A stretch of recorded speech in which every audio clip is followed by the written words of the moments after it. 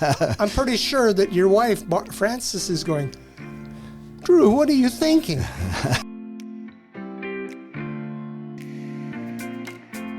This episode of Bring Back the Porch, brought to you by Bernie Leahy, River Street Realty. Let's get you home. Joining me this morning is a man who probably doesn't need any introduction, but I'm going to give you one anyway. MLA for Cypress Medicine Hat for 7 years under both the Wild Rose Party and then the United Progressive Conservative Party.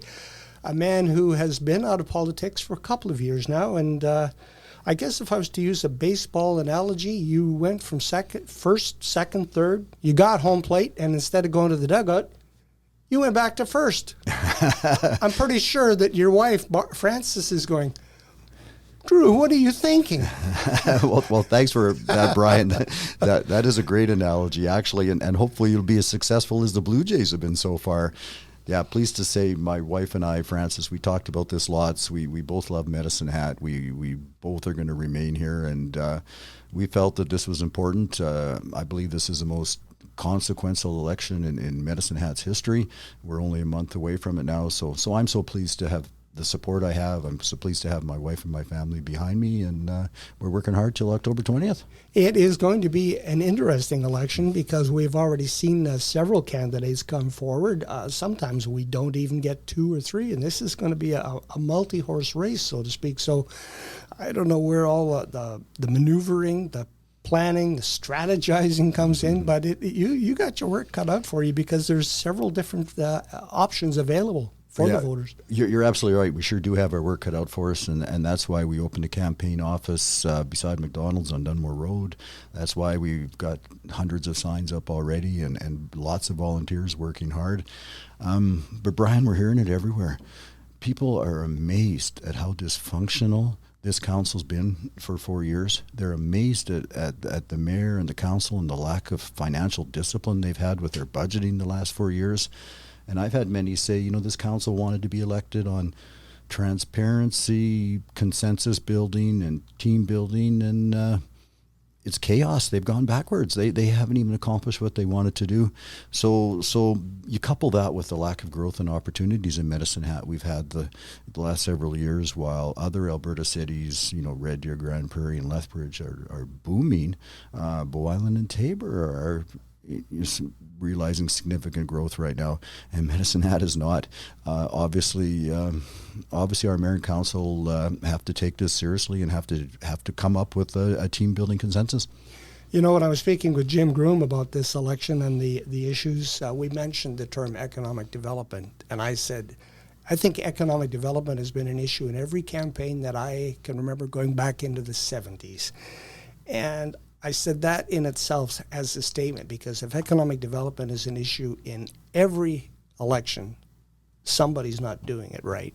Good point, and I appreciate that. And number one concern on minds of Medicine Hatters as we knock on doors is the lack of jobs and opportunity.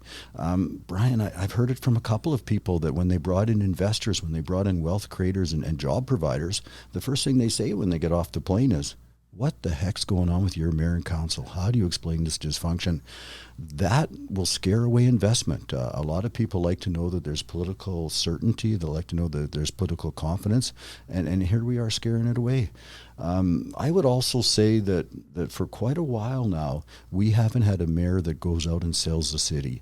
I'm really looking forward to being successful in the mayoral race, and I'm really especially looking forward to going to Edmonton, where I'm well connected as my time as MLA, as you mentioned. I know people in Ottawa. Several times a year, I want to be going around Canada telling people what a great place Medicine Hat is to live, first of all, but secondly, to bring your investment dollars and your idea and provide jobs. You mentioned your connections in Edmonton, and the one that comes to mind right off the bat is with Danielle Smith. You have a long history, and Jim and I, when we did the podcast, we joked about, boy, I'd love to be a fly on the wall when that phone call comes in, but what would your relationship be with Danielle, as she's the premier and the MLA for a good part of Medicine Hat, and you, if you're successful, will be the mayor?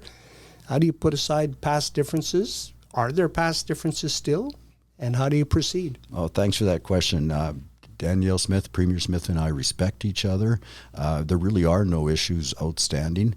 I think I need to be clear. I was asked by Premier Smith to be back into caucus. It was my decision not to go. I felt it was time to refocus on Medicine Hat. First of all, my wife and my family, and now I'm grateful to be running for mayor. And I am really looking forward with Premier Smith to make sure that in Edmonton that our needs in Medicine Hat are understood, acted on, whether it's from the Highway 3 corridor or the carbon capture and storage initiative that seems to have slipped away, this great electric generation license that we still have and the opportunities that are there. And again, Brian, I hate to say it, but I hear it everywhere. I go to a coffee shop or knock on somebody's door. They say, where's our mayor and our council been in the last 4 years? All these opportunities are slipping through our fingers or even flying by our head. And they're busy suing each other. They're busy hiring out of town consultants. They're busy squabbling. And with Premier Smith, I'm very, very confident that we will make Medicine Hat an even better place to be. So is that what dragged you back into the political arena? Was the fact that the last 4 years have been as they have been? Mostly, in all honesty, Brian, the last year and a half, I've probably had 100 Medicine Hatters stop me and say, please consider running for mayor. Look at the dysfunction, look at the lack of financial discipline. We need somebody in there that knows government, knows business, and loves Medicine Hat to make it happen. So that was the biggest thing. Secondly, once my wife agreed that it was somebody had to step forward, that was important. And thirdly, I love Medicine Hat. I like politics. I like people, especially Medicine Hatters. So it's just in the 3 weeks I've been out knocking on doors and campaigning, I've had a lot of fun and I've enjoyed it. And I've heard a lot of good ideas. The game of politics has changed dramatically in the last couple of years, and social media has played a big role in that.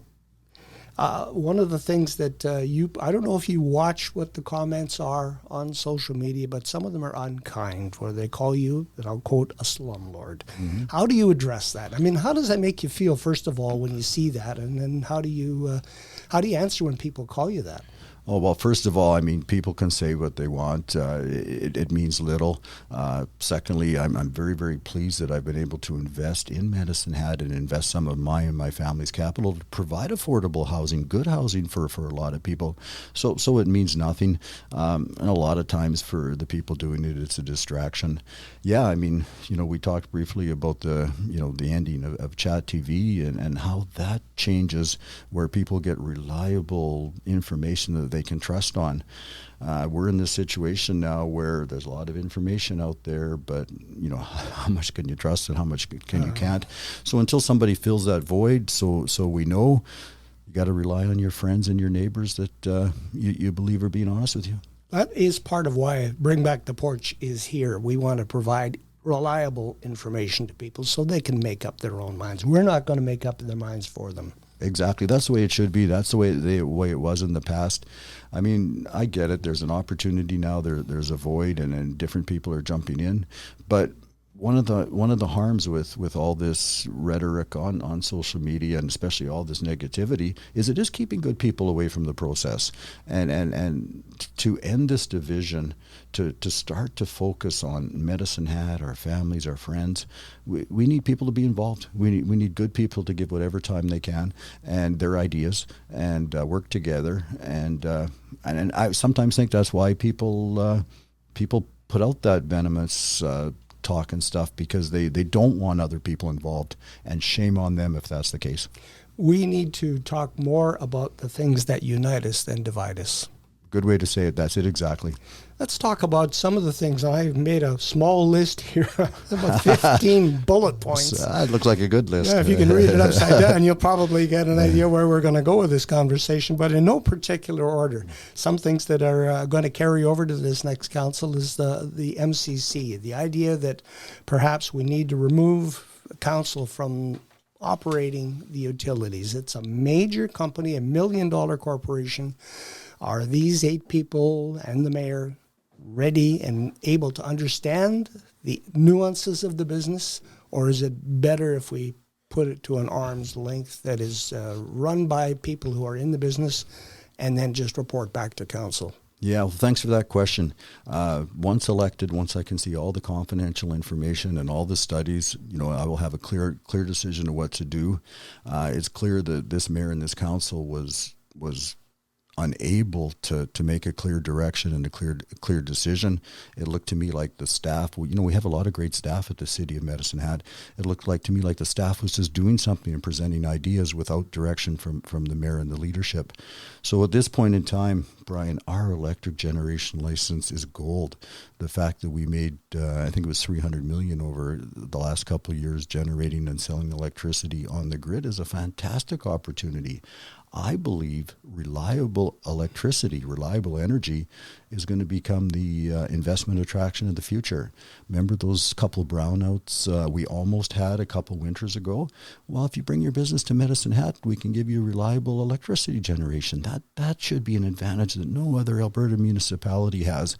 And again, I'll say it, Brian, instead of our council and mayor selling that and selling the city and finding these opportunities, it's been dysfunction. If you go back over the history of Medicine Hat, when we became the city of industry, the city with energy in the first 10 years, say, of the 20th century, every economic deal that I have seen involved getting low-cost energy into the hands of these investors and giving them land that they could use. And our location is in a good spot. We're on a major highway, east-west, maybe even north-south if we get the 41 and the border crossing figured out. We're on the main line of the Canadian Pacific Railway, and we can go 2 different ways to Vancouver.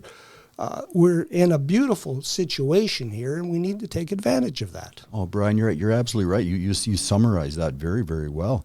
Yeah, I mean, and the electricity needs of the future are only going to grow as we hear about data centers and technology and robotics. We can provide reliable electricity. We can work with the province, and we're so blessed to have Premier Smith as one of our MLAs to enhance that electric generation license and make sure it works for Alberta, but works for Medicine Hat as well. Yeah, I absolutely believe that.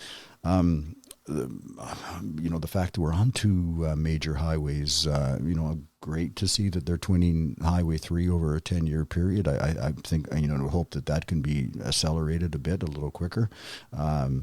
Even north-south, till 41 and Wildhorse gets figured out. We're not that far from 36. We're not that far from Brooks, and 36 is the north-south corridor through the entire province. So, and Medicine Hat, which used to be the Medicine Hat advantage. I know it's a bit of an old adage, but for years, up until 5 or 10 years ago, we had the most affordable taxes. We had very affordable utilities, and that used to attract some business and some investment. Now you couple the fact that people haven't paid attention to that, and we've lost that, plus a dysfunctional mayor and council that haven't sold Medicine Hat to anyone. It's no wonder we haven't grown in 4 years. You talk about the electrical generation and how it is, I guess, the goose that lays the golden egg. But that goose is going to maybe someday get old and not lay eggs anymore, and we have to look over the horizon. And when I look to the horizon north in Medicine Hat, I see some windmills. I see some windmills to the south. The city of Medicine Hat itself is involved in the Samus solar project, and I wonder where you stand on that. Well, yeah, the world always changes, technology changes, but the fact that we're in the business now, the fact that we have good city employees will allow us to take advantage of that. So yeah, let's strategic planning, long-term planning, let's make sure we're on top of that. Solar and wind power, absolutely. It's a step in the future. It's a big, important part of providing electric generation in the future, and I'm all in favor of solar. However, I do not believe that the City of Medicine Hat taxpayer should be the one investing up to $700 million in a solar farm. We have some side of between $650 million and $700 million in reserves now. Do we want to take all that money and invest it in a solar farm? So I think what we need to do instead is encourage that solar license, that solar opportunity is picked up by a big company, whether it's Suncor, Brookfield, by one of the governments, somebody with really deep pockets. And let's also not forget that, a lot of this was the idea of going into this was premised on net zero and getting ready for net zero and saving some carbon tax, although there's other ways to defer that carbon tax payment through solar. Buying somebody else's solar production is a quick way to say it. But Brian, Prime Minister Carney's even backing away on his net zero commitments. I mean, I'm unclear exactly what they are. I mean, I don't think he's been clear about them. So, my goodness, let's not blow our reserves and increase your taxes over a situation like this. But let's work hard to sell that to somebody that can do it. Looking ahead too, one of the things that is just now starting to clank along in the mill at City Hall is looking at a Southside Recreation Center.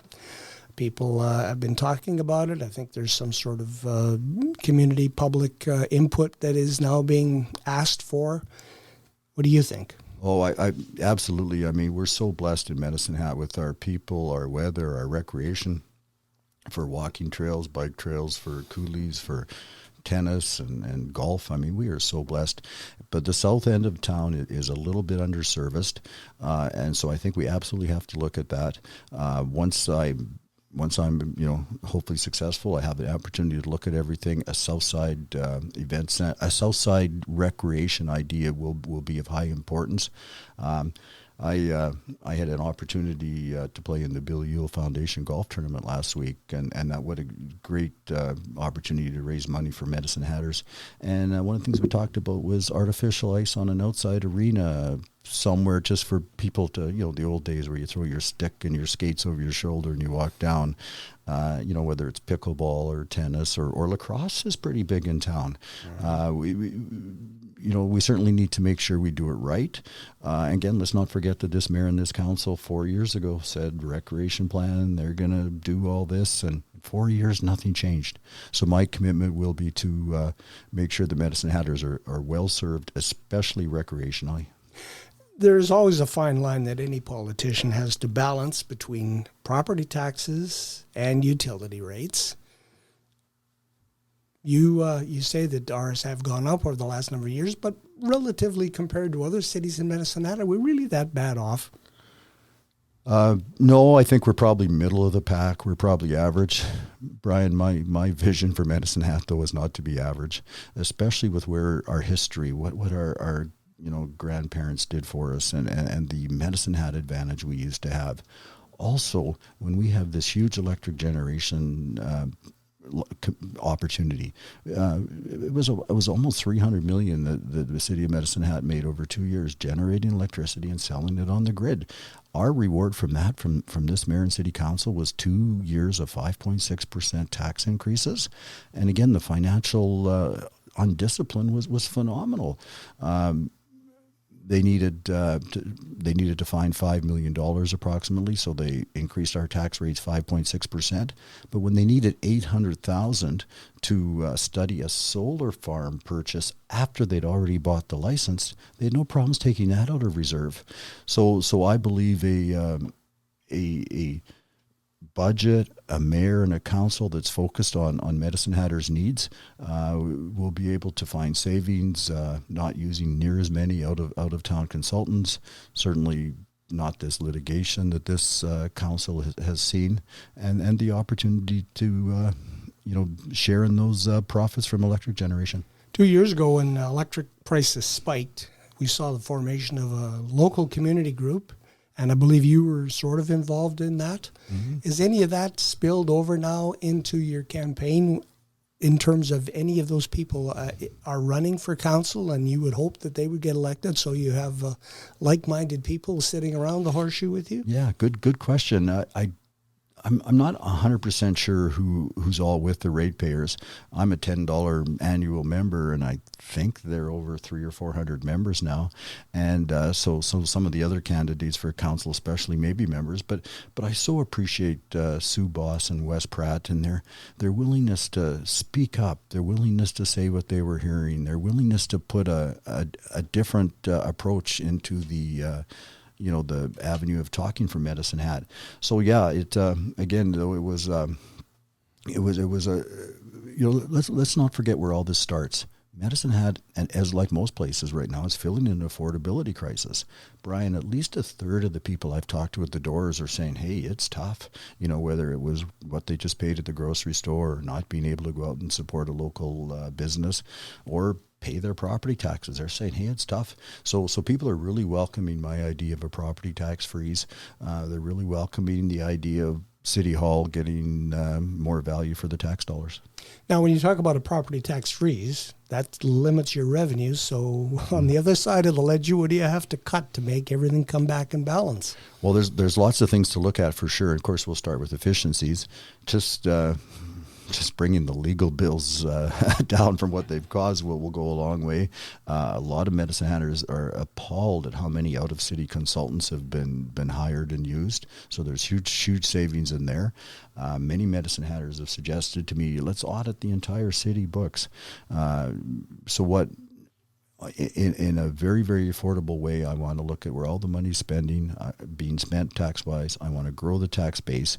And this huge amount of money we have in reserves, of course, is interest earning as well. That can be looked at as well. Okay. Another one of the issues that City Council has faced is an ask for money from the Medicine Hat Exhibition and Stampede. And it's been like an after you, Alphonse. Well, if the province gives some money, then maybe we'll give some money. And the province says, well, if the city gives some money, maybe we'll give some. And Stampede Company's going, what do we have to do? Mm-hmm. If you were the mayor, how would you be treating the Stampede Company? Well, thanks for that question. First of all, I would ask the Stampede Company to provide a clear business plan. I keep hearing that hasn't happened.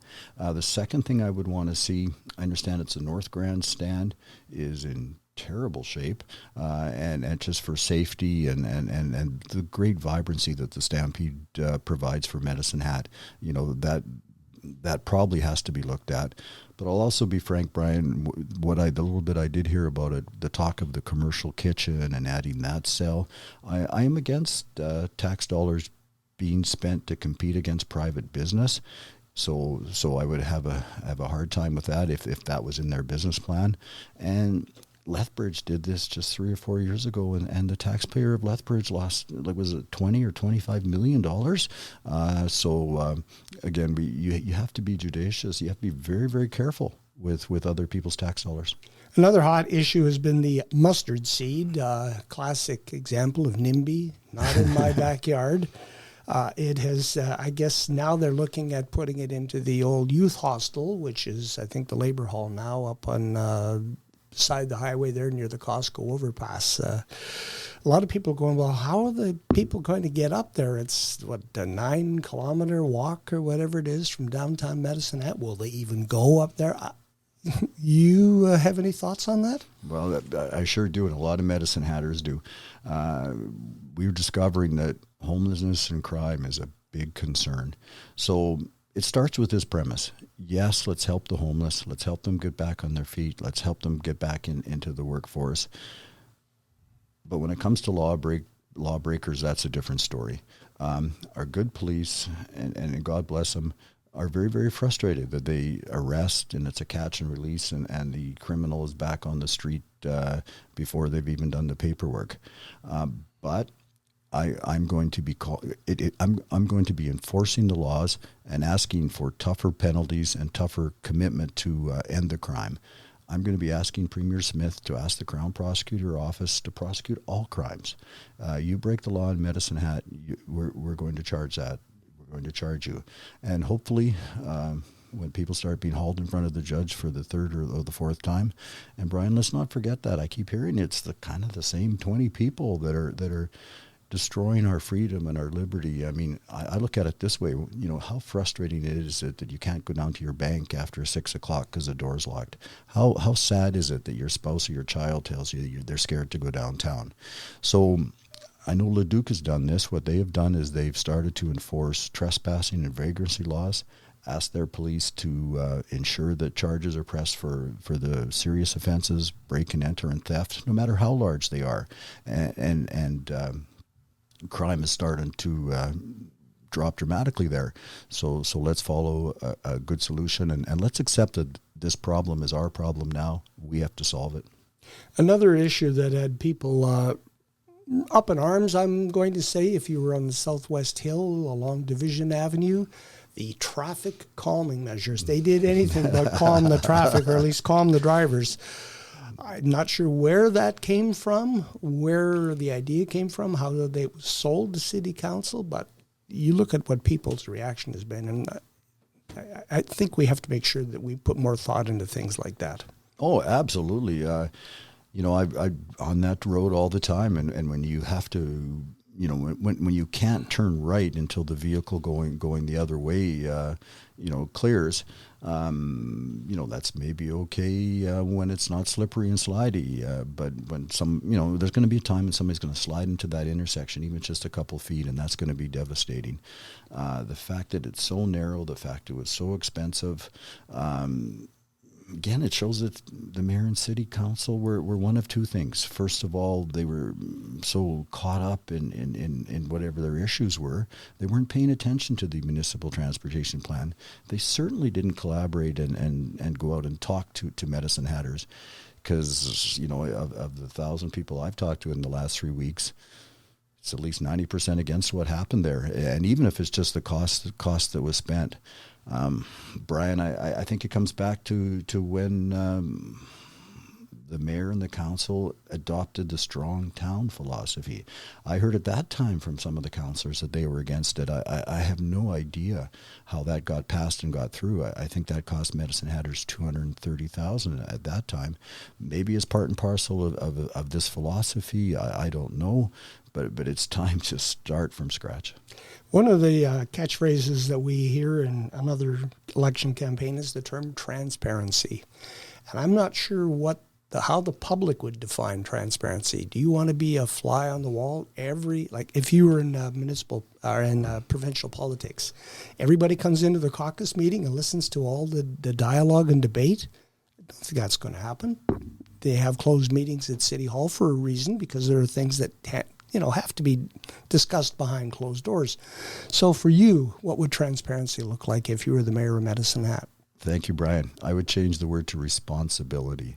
We will be responsible to help the homeless and the crime that we're experiencing. We will be responsible to make sure that the city has reasonable, manageable growth of 2,000 to 2,500 people a year. We will be responsible to make sure that you get value for your taxes. We will be responsible to make sure that Medicine Hat becomes an even better place to live. And the other issue is leadership. I joked with Andy McGrogan one morning after he came in from a night where he was sitting in the chair and he had to rap the gavel a few times to get order in the council. And I joked to him, I says, maybe you should have had a whip and a chair. That might have been more appropriate. But when you are faced with disparate people like that, how would you pull them together? Oh, well, first of all, one has to put in the time to legitimately and really listen to what these ideas are, to make sure your council mates are heard.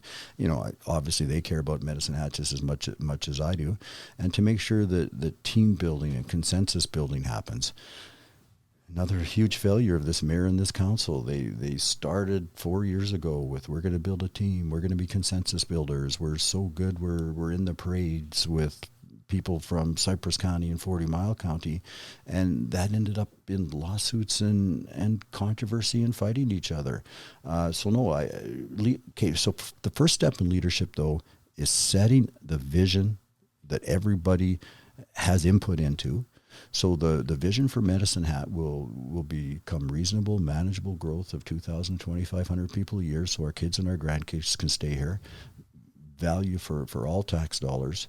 Bring back the Medicine Hat advantage of affordable utilities and low taxes, and make it again a safe place for you and your wife to go for a walk at 8 o'clock at night. One other question I wanted to ask, and this is not necessarily with the municipal campaign, but there is another event happening in our province, the sovereignty discussion. You have any thoughts on where we're going with that? We have two disparate groups walking towards a campaign. I think I saw something this morning where someone says, I think it was Jason Kenney said, if this ever does get to a vote, it's going to split up families. It almost sounds like he's thinking we're going to have a civil war in Alberta. I don't know, but you have the experience, and I just thought if there's anybody with an opinion, it would be Drew Barnes. Oh, thanks, Brian. I sure do. First of all, I'm a proud Albertan, a proud Canadian, and a proud Medicine Hatter. We, though, have to protect ourselves, and like Quebec, we have to learn to push for a fairer deal. And my starting point, it was in the mid-'70s. If it hadn't been for Peter Lougheed standing up to Pierre Elliott Trudeau, he would have nationalized our entire oil and gas industry. We'd have ended up like Venezuela years ago. So thank goodness Premier Lougheed stood up for us way back then. It's even deeper than that. Premier Brownlee for Alberta in 1930. Alberta didn't even own oil and gas resources until 1930, so our premier stood up for us then. So I totally disagree with what Jason Kenney said. I found myself on that side a lot. But no, I'm just grateful that in a respectful way, if Albertans and Medicine Hatters want to say, yeah, we're Canadian, but we're not getting treated as fairly as Quebec. We're not getting treated as fairly as the Maritimes when it comes to seats on the Supreme Court, those kind of things. I'm glad they're pushing. But I want to be clear, I'm focused on Medicine Hat right now, and to do that, I will need to work closely and strongly with Premier Smith. I have no doubt about that I'll be able to do that.